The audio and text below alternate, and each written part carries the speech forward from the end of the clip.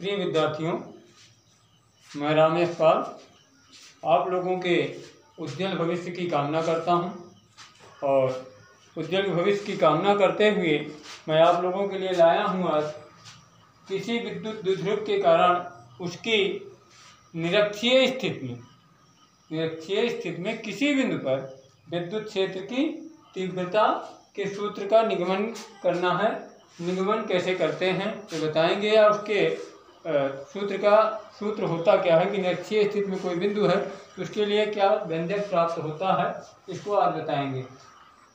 विद्यार्थियों, मेरे चैनल को आप देखें या ना देखें, पर आप वीडियो को पूरा देखा करें, जिससे कि आपको जो मेरा उद्देश्य है आप तक अपनी शिक्षा को पहुंचाने का वो पूरा हो सके। देखते हैं कि मान लीजिए एक विद्युत द्विध्रुव ए और बी क्या है, विद्युत द्विध्रुव है जिसमें आपका ए पर -q आवेश स्थित है, क्या है -q आवेश स्थित है, और बी पर स्थित है आपका +q आवेश स्थित है। ठीक है, और यहाँ देखें इसका मध्य बिंदु O है, मध्य बिंदु क्या है O है, और इसके बाद OA और AO और OB की दूरी L और L, मतलब इन दोनों के बीच की दूरी कितनी है 2L है। ठीक है, और बिंदु O से बिंदु P जहां पर हमें विद्युत द्विध्रुव के कारण तीव्रता ज्ञात करनी है, विद्युत क्षेत्र की तीव्रता ज्ञात करनी है, वो बिंदु कितनी दूर है r मीटर दूरी पर, r यूनिट दूरी पर है। तो P बिंदु पर हमें देखते हैं अब यहाँ कि अब देखेंगे P बिंदु पर, किस पर P बिंदु पर Q के कारण विद्युत क्षेत्र की तीव्रता मान लीजिए E1 है और -q के कारण विद्युत क्षेत्र की तीव्रता E2। तो हमें ज्ञात करना है कि P बिंदु पर इन दोनों की तीव्रताओं का अंतिम तीव्रता परिमाण क्या प्राप्त होता है। ठीक है, तो अब देखेंगे, हम आपको बताएंगे कि विद्युत क्षेत्र की तीव्रता कैसे निकालते हैं। आप देखिए इसमें बिंदु Q के कारण इसके, अब यहाँ देख सकते हैं आपकी बिंदु B और P की दूरी, बिंदु देखेंगे BP इक्वल क्या होगा, पहले इसको निकाल लेते हैं। BP इक्वल होगा आपका AB है और P है, आप जानते हैं कितनी दूर है r मीटर है, और ये OB कितना है L मीटर है। तो आप लिखेंगे यहाँ पर BP इक्वल आपका OP square plus OB square. Okay, BP square क्या इक्वल क्या होगा OB स्क्वायर, इक्वल क्या हो जाएगा आपका r square plus L square. यूँ लिख सकते हैं BP इक्वल हो जाएगा आपका √r square plus L square. ये दूरी आपको पता चल गई कि BP की दूरी कितनी है। ठीक है, कि BP दूरी पता चल गई, तो आप लिख सकते हैं यहाँ पर E1 अतः, और एक चीज ध्यान दें, BP इक्वल AP ये इक्वल हो जाएगा √r square plus L square. ठीक है, क्योंकि ये मध्य बिंदु पर है, कहने मतलब इसके समक्ष लंबवर्धक पर स्थित है बिंदु P, AP और BP PB दोनों इक्वल होंगे। ठीक है, अब देख रहे हैं कि BP और AP इक्वल हैं, तो आप देख सकते हैं कि E1 इक्वल क्या होगा। E1 क्या है, बिंदु +q के कारण, बिंदु B पर जो स्थित बिंदु आवेश है +q, इसके कारण विद्युत क्षेत्र की तीव्रता P बिंदु पर कितनी होगी, वो मान लीजिए E1 है। E1 इक्वल क्या हो जाएगा, E1 इक्वल हो जाएगा आपका E1 इक्वल हो जाएगा 1/4 पाई एप्सिलॉन नॉट, क्या 1/4 पाई एप्सिलॉन नॉट K। मान लीजिए दोनों जो विद्युत द्विध्रुव है किसी के परावैद्युतांक क्षेत्र में स्थित है, माध्यम में स्थित है, इसलिए उसका माध्यम का हमने परावैद्युतांक के लिए क्या लगा दिया, इक्वल हो जाएगा Q/r स्क्वायर, मतलब r square plus L square का होल स्क्वायर। ठीक है, ये E1 होगा जिसकी दिशा क्या होगी BP की दिशा में होगी, दिशा क्या होगी इसकी इसकी दिशा बीपी दिशा में, किस दिशा में? बीपी दिशा में होगी, बीपी दिशा में होगी। ठीक है। अब हम आप देख सकते हैं बिंदु -q के कारण विद्युत क्षेत्र की तीव्रता E2 क्या है? E2 इक्वल होगा, E2 इक्वल हो जाएगा 1/4 पाई एप्सिलॉन नॉट के Q upon under root, sorry ये अंडर रूट स्क्वायर था, ये हो जाएगा under root R square plus L square का होल स्क्वायर। ठीक है, इतना हो जाएगा। अब आप इसके बाद देख सकते हैं E1 और E2 के विषय में आपने देखा। अच्छा एक चीज ध्यान दें, E1 और E2 यहाँ पर जो है, पर इनका मान जो है दोनों का बराबर है, क्योंकि किसी भी वैद्युत ध्रुव होता क्या है जिसमें -q और +q दोनों समान आवेश होते हैं, इसलिए इनकी जो तीव्रताएं होंगी वो भी समान होगी। E1 और E2 क्या होंगे? बराबर होंगे, लेकिन इनकी दिशाएं क्या होंगी? एक दूसरे के भिन्न दिशाएं हैं। हम इनके दोनों के, हम बिंदु की OB के मतलब AB के लंबवत घटक में और क्या कहते हैं ऊर्ध्वाधर घटकों में विभाजित कर देते हैं इनकी दिशाओं को। तो एक देखें, इधर देख सकते हैं ये ऊर्ध्वाधर घटक है।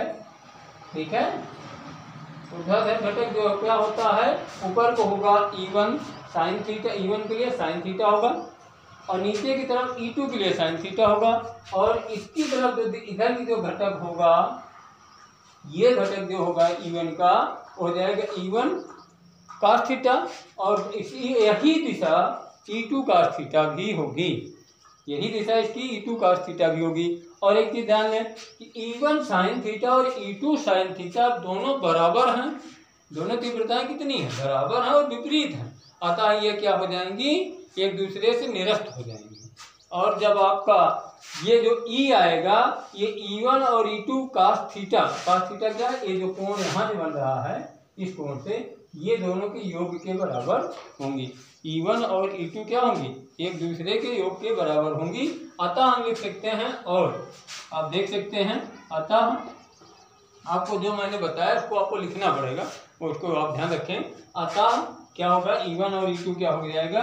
E इक्वल हो जाएगा E1 प्लस E2, ये बराबर क्या हो जाएगा?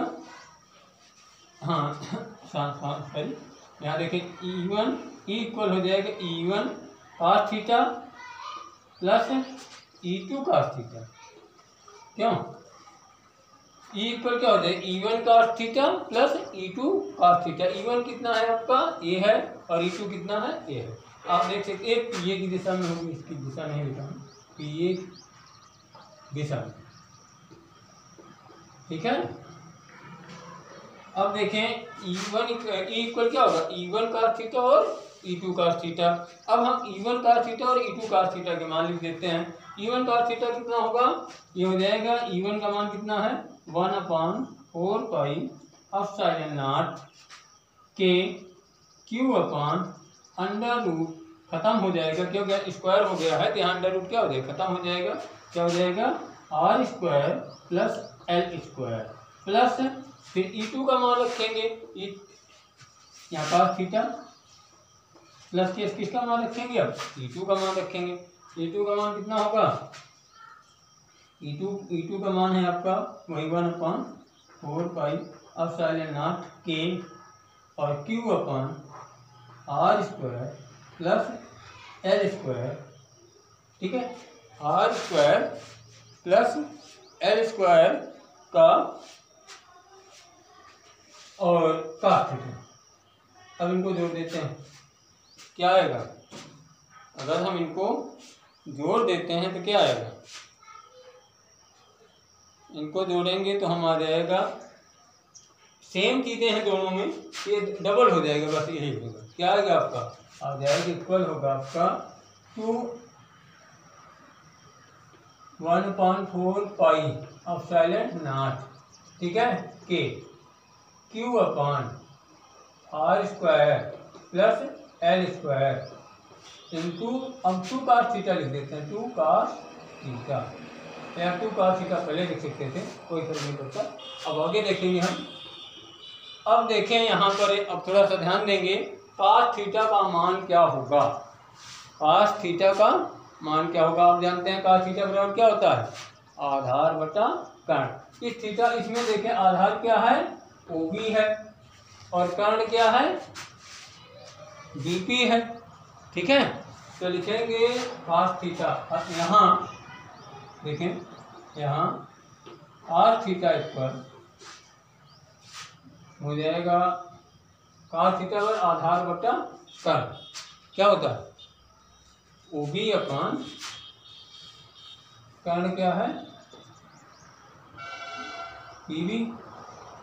OB बराबर है L और PB बराबर है L square plus R square, क्या है, L square plus R square का अंडर रूट, ठीक है। या हम इसको इस तरह लिखते हैं L अपान L square plus R square की पावर 1/2, इसकी घात 1/2 लिखी जा सकती है।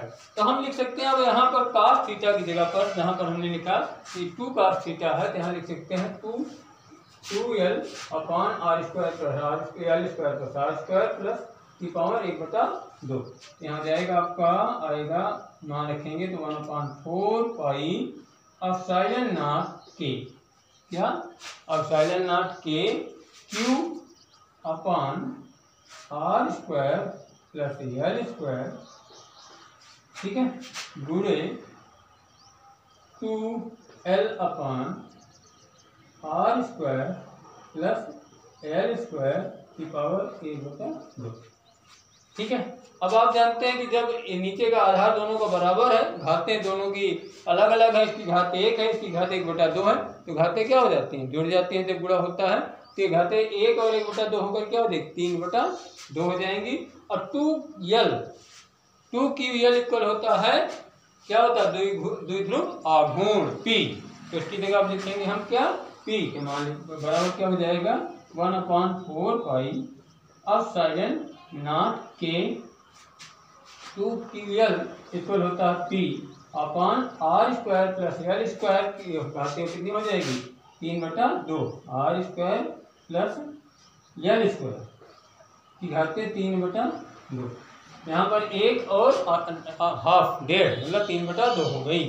यदि अब आप जानते हैं कि R का जो मान है L की अपेक्षा बहुत बड़ा है, क्योंकि R इज मोस्ट ग्रेटर, बहुत ज़्यादा बड़ा है, किससे, L से। अतः लिख सकते हैं, अतः लिखेंगे आप कि 1/, सूत्र हो जाएगा 1/4 पाई, ठीक है, एप्सिलॉन नॉट के P अपान R स्क्वायर लिखेंगे, L को हम नगण्य मान लेंगे, क्या करेंगे, L को नगण्य मान लेते हैं, ना के बराबर मान लेते हैं, तो हम क्या लिखें, केवल R स्क्वायर की पावर कितनी हो जाएगी, 3/2, 3 हो जाएगी 3/2, 2 कैंसिल हो जाएगा, तो बचेगा क्या आपका 1/4 पाई एप्सिलॉन नॉट के P अपान R क्यूब, क्या आएगा, P अपान R क्यूब। ये जो आपका व्यंजक मिला, ये क्या है, ये है आपका किसी द्विध्रुव के कारण उसकी निरक्षीय स्थिति में किसी बिंदु पर विद्युत क्षेत्र की तीव्रता ज्ञात करने का है। इससे हम विद्युत क्षेत्र की तीव्रता ज्ञात कर सकते हैं। और कक्षा 12 के बच्चों को ध्यान दें, ये आपको हमेशा ज़्यादातर निगमन के लिए आता है, तो इसको अच्छी तरह से पढ़ें। वीडियो को देखने के लिए धन्यवाद।